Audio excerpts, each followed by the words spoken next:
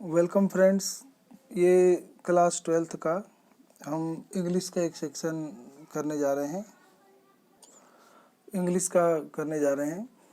तो ये भाग 1 है। इसके अंदर हम ना जो इंग्लिश की जो मतलब बुक है, क्लास 12th की एनसीईआरटी की जो बुक है, लिटरेचर बोलते हैं जिसे, उसके इम्पोर्टेंट क्वेश्चन आंसर आपको बताने जा रहे हैं। इन क्वेश्चन आंसर को आप ज़रूर पढ़िए। इसी चैप्टर से बहुत ज़्यादा मतलब जो इम्पोर्टेंट क्वेश्चन है वो मैं आपको यहाँ करा रहा हूँ, ठीक है। तो बड़े ध्यान से देखिए, आपको ज़रूर फ़ायदा होगा, आपके एग्ज़ाम के लिए फ़ायदा होगा। इम्पोर्टेंट क्वेश्चन है ये। आपके एग्ज़ाम में 10वां क्वेश्चन आएगा, ठीक है। रीड द फॉलोइंग क्वेश्चन, निम्नलिखित प्रश्नों को पढ़िए and answer any 5 of them, और कोई 5 के उत्तर दीजिए इन 30 to 40 वर्ड्स ईच, और 30 से 40 शब्दों में प्रत्येक जवाब होने चाहिए, ठीक है।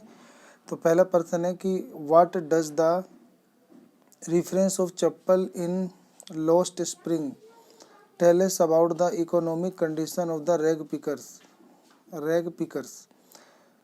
तो बोलता है कि जो लॉस्ट स्प्रिंग वाला जो चैप्टर था, उसमें जो चप्पल के संदर्भ में ये क्या कहा गया है कि मतलब जो रैग पिकर्स होते हैं, कूड़ा चुनने वाले, उनके आर्थिक स्थिति के बारे में क्या बताया गया है चप्पल के माध्यम से, ठीक है। या कह लो चप्पल के संदर्भ में लॉस्ट स्प्रिंग में जो कूड़ा चुनने वाले हैं उनकी आर्थिक स्थिति के बारे में क्या बताया गया है, ठीक है।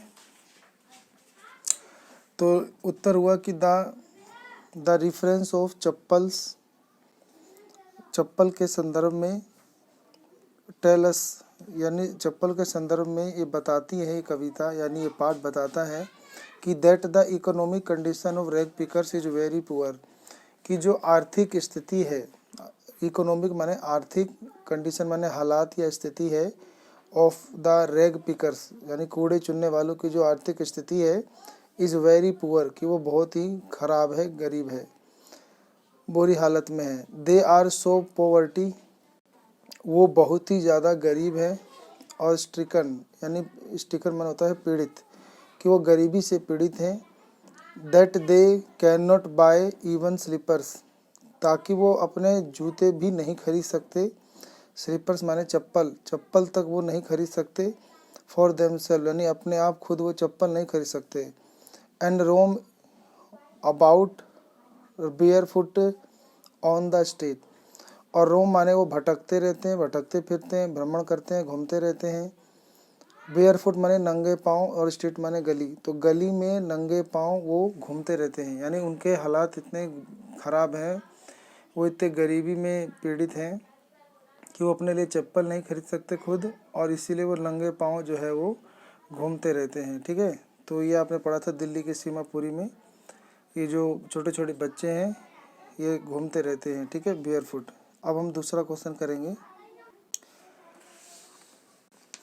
दूसरा क्वेश्चन है why is Rajkumar Shukla described as being resolute.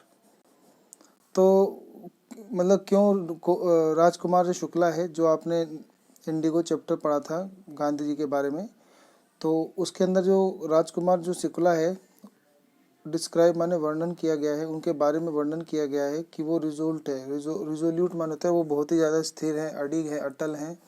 तो ऐसा क्यों कहा गया है कि जो राजकुमार शुक्ला हैं वो बहुत ही ज़्यादा रिजोल्यूट हैं, स्थिर हैं, अचल हैं, और अपने बातों पर टिके रहते हैं। तो उत्तर पढ़ेंगे।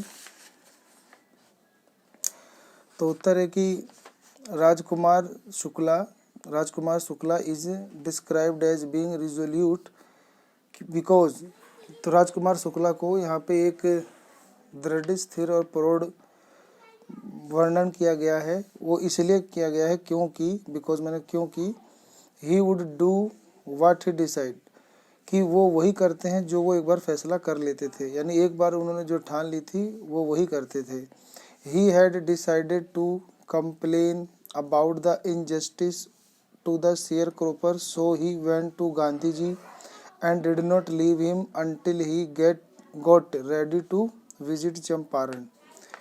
तो he had decided, उन्होंने फैसला किया था कि टू कंप्लेन, कि वो शिकायत करेंगे, अबाउट द इनजस्टिस यानी अन्याय के बारे में, टू द शेयर क्रोपर, यानी शेयर क्रोपर के ऊपर जो अन्याय हो रहा है उसके बारे में वो शिकायत करेंगे।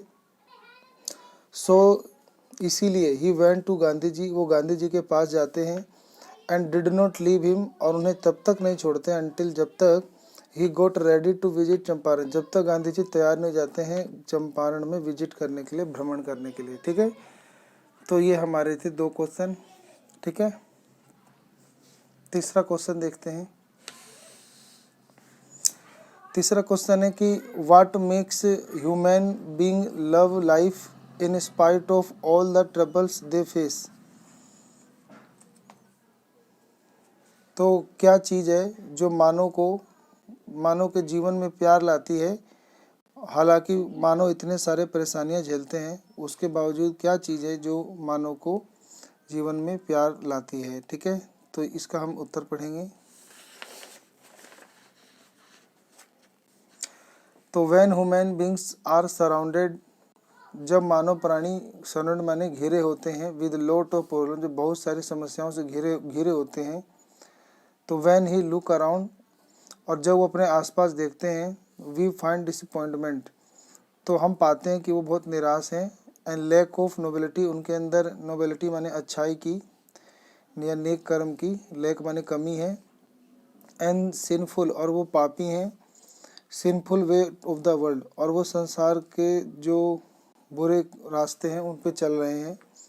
बट द मोमेंट, लेकिन जो क्षण आता है, we are able to perceive beauty, तो लेकिन एक क्षण हम ना ये जो महसूस, परसीव माने होता है महसूस कर सकते हैं, ब्यूटी यानी सुंदरता को महसूस कर सकते हैं। ए थिंग ऑफ ब्यूटी वाला चैप्टर से ये पर्सन है। But the moment we are able to perceive beauty, all the sadness and sorrow pass away, लेकिन एक बार अगर हम सुंदरता की ओर देखते हैं तो जितने भी सैडनेस यानी दुख होते हैं और सोरो माने पीड़ा, परेशानियां होती हैं, पास अवे वो दूर हट जाती हैं या चली जाती हैं। ठीक है, तो ये थिंग ऑफ ब्यूटी में से पर्सन था कि जो मानव है उस पर इतनी सारी परेशानियां हैं, तब भी वो अपने जीवन को मतलब जीवन में वो प्यार कैसे पा सकता है।